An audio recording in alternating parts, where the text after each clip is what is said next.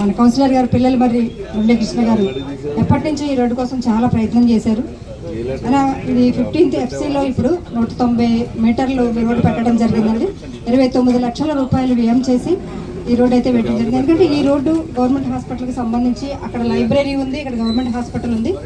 ఈ రోడ్డు చాలా ముఖ్యం. దీన్ని చాలా సార్లు మేము ట్రై చేసినప్పటికీ కూడా కొన్ని సందర్భాల్లో అది అవలేని పరిస్థితి. కానీ ఇప్పుడు గౌరవ ఎమ్మెల్యే గారి చొరవతో, అలానే మన ద్విసభ్య కమిటీ సభ్యుల చొరవతో, అలానే మా కౌన్సిల్ చొరవతో కౌన్సిల్ మెంబర్స్ అందరూ కూడా దీన్ని ఆమోదించి ఈ రోడ్డు వేయడానికి వారందరూ సహకరించారు.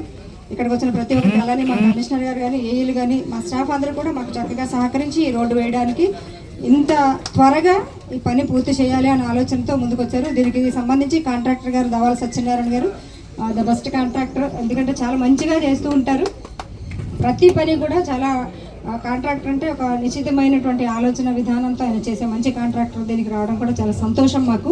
అంటే ఒక రోడ్డు వేసామని అంటే 10 కాలాల పాటు చెప్పుకుంటూ ఉండాలి. ఎవరి ఆ టైంలో వేశారో, కౌన్సిలర్ ఎవరు, లేకపోతే అక్కడ నాయకులు ఎవరు, లేకపోతే అక్కడ చైర్పర్సన్ ఎవరు, ఆ టైంలో కమిషన్ ఎవరు అని చెప్పుకున్నప్పుడు ఈ రోడ్డు పలానా టైంలో 10 సంవత్సరాల క్రితం వేసింది, చెక్కు చెదరకుండా వేశారు అని అనాలంటే ఒక కాంట్రాక్టర్ దాన్ని కరెక్ట్గా వేస్తేనే ఆ రోడ్డు 10 కాలాల పాటు ఉంటుంది. అలాంటి మంచి కాంట్రాక్టర్ గారు వచ్చారు. అలానే మాకు సంబంధించినటువంటి మాకు సహకరించిన ప్రతి ఒక్కరికి కూడా పేరు పేరున ధన్యవాదాలు తెలియజేస్తూ, ఈ రోడ్డు వేయించుకున్నందుకు ఎన్ని సంవత్సరాల తర్వాత కష్టపడి ఈ రోడ్డు వేయించుకుంటున్నందుకు మా అన్నగారికి నా హృదయపూర్వక అభినందనలు. భారతీయ జనతా పార్టీ కార్యకర్తకి అవకాశం ఇస్తే, ప్రజాప్రతినిధిగా ఒక అవకాశం ఇస్తే ప్రజా ప్రయోజనాల కోసం ఏ విధంగా పనిచేస్తారని చెప్పి ఉదాహరణగా మన పిల్లలమరి మురళీకృష్ణ గారు తన 5 ఏళ్ళు కూడా తన ప్రజాసేవను చేసి చూపించారు. ఒకటి, ఈరోజు ఎప్పటి నుంచో పెండింగ్లో ఉన్నటువంటి ఈ రోడ్డు టీడీపీ నాయకులు, జనసేన నాయకులతోటి సీసీ రోడ్డు వేయాలని చెప్పి ఒక ఆలోచనతో లేట్ అయినప్పటికీ కూడా ఒక మంచి కార్యక్రమాన్ని 195 మీటర్లు పొడవు, 5 మీటర్లు వెడల్పు, 22 లక్షల వరకు కాస్ట్ అవుతుందని చెప్తా ఉన్నారు. అదేవిధంగా ఇక్కడ గోస్పా క్షేత్రం ఉంది, అతి పవిత్రమైన ప్రాంతం. వారు కౌన్సిలర్ గారు అయిన తర్వాత ఈ 5 ఏళ్ళు కూడా ఆ ప్రాంతం పరిశుభ్రంగా ఉండడం, ఏ అవసరం వచ్చినా కానీ వారు క్షణంలో అక్కడికి వెళ్ళి వాలడం, అక్కడ ఉన్నటువంటి భక్తులు ఎవరైతే ఉన్నారో ఆ భక్తులు కూడా ఏదైనా అవసరం అయితే, ఇక్కడ ఏదైనా ఇబ్బంది ఉంటే వెంటనే ఫోన్ చేసేది కౌన్సిలర్గా, ఇక్కడ ఒక మంచి ప్రజాప్రతినిధి ఉన్నారని చెప్పి వారు గుర్తించడం.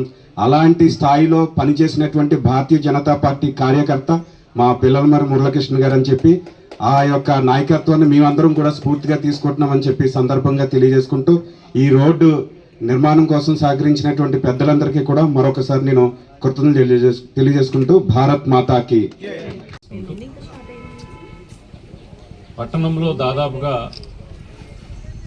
ఎన్డీఏ కూటమి వచ్చిన తర్వాత అంచెలంచెలుగా రోడ్స్ అన్నిటిని కూడా గతంలో వేసినటువంటి బీటీ రోడ్లు కావచ్చు, బీటీ రోడ్లు కూడా లేనటువంటి రోడ్లు కావచ్చు, ఏవైనా కానీ సీసీ రోడ్లు కనుక మనం నిర్మాణం చేసుకున్నట్లయితే కనుక పర్మనెంట్గా కూడా రోడ్లు ఉంటాయి.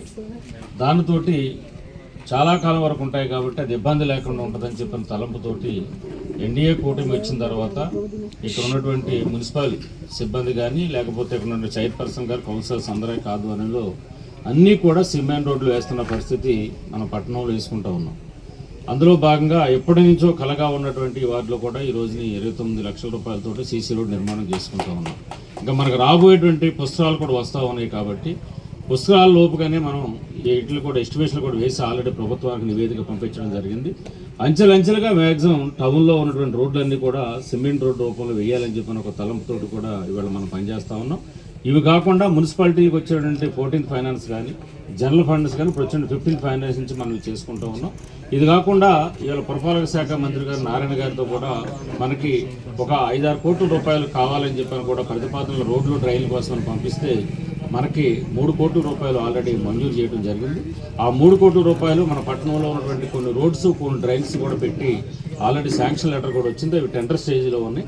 టెండర్ అయిపోయిన వెంటనే ఆ 3 కోట్ల రూపాయలు కూడా మన పట్టణంలోనే రోడ్లు వేయడానికి, డ్రైన్ వేయడానికి కూడా ఖర్చు చేస్తామని చెప్పారు కూడా ఈ సందర్భంగా తెలియజేసుకుంటూ, పుస్తకాలు వస్తూ ఉన్నటువంటి పరిస్థితి ఉంది కాబట్టి మనకి డ్రింకింగ్ వాటర్ కూడా ఆల్రెడీ దాదాపు ఇవాళ 70 కోట్ల రూపాయలతోటి డ్రింకింగ్ వాటర్ ఏదైతే గోదావరి వాటర్ తీసి ప్యూరిఫై చేసి పట్టణం అంతా కూడా గోదావరి నీరు పంపించడం కోసం ఆ ప్రతిపాదన కూడా అయింది ఆల్రెడీ, అది కూడా టెండర్ అయింది 70 కోట్ల రూపాయలతో. అది కూడా ఆల్రెడీ అది కూడా ప్రాసెస్ మొదలుపెట్టి పుస్తకాల్లో అది కూడా పూర్తి చేయాలని చెప్పిన ఆలోచనతో మనం చేస్తూ ఉన్నాం. కొవ్వూరు నుంచి ఇటు పట్టిసీమ వరకు కూడా ఎన్హెచ్ రోడ్డు కూడా ఆల్రెడీ మంజూరైంది. తొందరలో అది కూడా ల్యాండ్ ఎక్వేషన్ చేసి పనులు కూడా ప్రారంభించి అవకాశం ఉన్న మేరకు పుస్తకాల్లో అది కూడా కంప్లీట్ చేయాలని చెప్పిన ఆలోచన చేస్తూ ఉన్నాం. వీటితో పాటు మన టౌన్లో ఉన్నటువంటి ఘాట్లు ఏవైతే ఇవాళ పుస్తకాల సందర్భంగా గతంలో ఉన్నటువంటి ఘాట్ల కంటే కూడా కొంచెం అధికంగా ఇంకా మనకి భక్తులకు తాకిడి కూడా ఎక్కువ ఉంది కాబట్టి వాటి ఘాట్లు కూడా కొన్ని పెంచుకొని ఉన్న ఘాట్లు రిపేర్ చేసుకోవడం, కొత్త ఘాట్లు కూడా పెట్టుకుని ఇతర ప్రాంతాల నుంచి వచ్చేటువంటి భక్తులందరూ కూడా ఇటు ట్రాఫిక్ సంబంధించినటువంటిది పార్కింగ్ కానీ, లైట్లు కానీ, డ్రింకింగ్ వాటర్ కానీ, అదేవిధంగా ప్రతి ఒక్కటి కూడా శానిటేషన్ సంబంధించి కూడా ప్రతి దాని మీద కూడా ఎస్టిమేషన్ వేసి ప్రభుత్వానికి నివేదిక పంపించడం జరిగింది. సాధ్యమైనంత తొందరలోనే అవి శాంక్షన్ అవుతాయని చెప్పని కూడా మనం ఆశిస్తా ఉన్నాం. అదేవిధంగా టిట్కో సంబంధించిన ఇళ్ళు కూడా ఆల్రెడీ వేరే కాంట్రాక్టర్కి, పాత కాంట్రాక్టర్లు ఎవరు కూడా గిట్టుబాటు కాక మాకు ఇబ్బంది పడుతున్నాం అని చెప్పని పెడితే ఆల్రెడీ లోన్ తీసుకుని బ్యాంకు ద్వారాగా లోన్లు తీసుకొని కూడా ఇవాళ ప్రభుత్వం గత ప్రభుత్వంలో కట్టించిన డబ్బులన్నింటిలో కూడా వాళ్ళు ఏ విధంగా వాడేశారో మీ అందరికీ కూడా తెలిసిన విషయమే. మళ్ళీ వాళ్ళ ఆర్థిక ఇబ్బందులు ఉన్నప్పుడు కూడా రాష్ట్రంలో టిట్కో ఇళ్ళు కూడా జూన్ నాటికల్లా కంప్లీట్ చేయని ఆలోచనతో కూడా ఫేజ్ 2లో మన కొవ్వూరు పెట్టారు. అది కూడా టెండర్ కూడా ఆల్రెడీ కంప్లీట్ అయ్యింది. టెండర్ ఎవరైతే వచ్చిందో వాళ్ళు కూడా రమ్మని చెప్పని కూడా కొవ్వూరు పెట్టడం జరిగింది. సాధ్యమైనంత ఉత్తర కూడా అవి కూడా కంప్లీట్ చేసుకుని మనం పుష్కరాల నాటికి కొవ్వూరు పట్టణానికి ఒక సుందరమైనటువంటి పట్టణంగా దీన్ని తీర్చిదిద్ది రోడ్ల విషయంలో కానీ, లైట్ల విషయంలో కానీ, శానిటేషన్ విషయంలో కానీ, డ్రింకింగ్ వాటర్ విషయంలో కానీ, డ్రైన్ల విషయంలో కానీ అన్ని విషయాల్లో కూడా ఒక సుందరమైనటువంటి ఇవాళ పట్టణంగా కొవ్వూరుని మనం తీర్చిదిద్దాలని చెప్పిన తలంపుతోటి ఇవాళ ఎన్డీఏ కూటమి మనం పూర్తిగా కూడా పనిచేస్తూనే ఉంది. దానికి గ్రామస్తులు అదేవిధంగా కౌన్సిలర్స్ అంతా కూడా పనిచేయాలి. ఈ కౌన్సిలర్స్ కానీ ఇప్పుడు బాడీకి ఆల్రెడీ మీకు 17వ తారీఖుతో టైం అయిపోయి ముగిస్తుందంటే మీకు అందరూ కూడా ఒకటే విజ్ఞప్తి చేస్తా ఉన్నా, మనం ప్రజాప్రతినిధులుగా పౌరులు ఉంటే పనిచేయటం కాదు, సర్వీస్ చేయటం కాదు ప్రజలకి. మీరు ఎప్పుడు కూడా ఇవాళ పండుగ గారికి ఏదైతే గోపత క్షేత్రం బాధ్యత తీసుకున్నాడో తర్వాత కూడా బాధ్యత కూడా పదవి అయిపోయిన తర్వాత కూడా ఆయన బాధ్యత తీసుకుంటూ అక్కడ పనిచేయాలని చెప్పని కూడా ఆయన తెలియజేస్తాను. పుస్తకాల వరకు కూడా మీరు అందరూ కూడా తిరిగి కొత్త బాడీ వల్ల వచ్చి చేసే వరకు కూడా మీరు అధికారంగా లేకపోవచ్చు కానీ మీరు బాడీగా ఉన్నారు కాబట్టి ఈ పట్టణ యొక్క అభివృద్ధి విషయంలోనే కానీ, సంక్షేమ విషయంలో కానీ ముందుకు తీసుకెళ్లే విషయంలో మీరు మరింత సేవ చేయాలి. పదవి ఉన్నప్పుడు కంటే కూడా పదవి లేనప్పుడు ఇంకా అధికంగా ప్రజల్లోకి మన బాధ్యత మన మీద ఉంది కాబట్టి చేయవలసిన బాధ్యత మీ మీద ఉంది.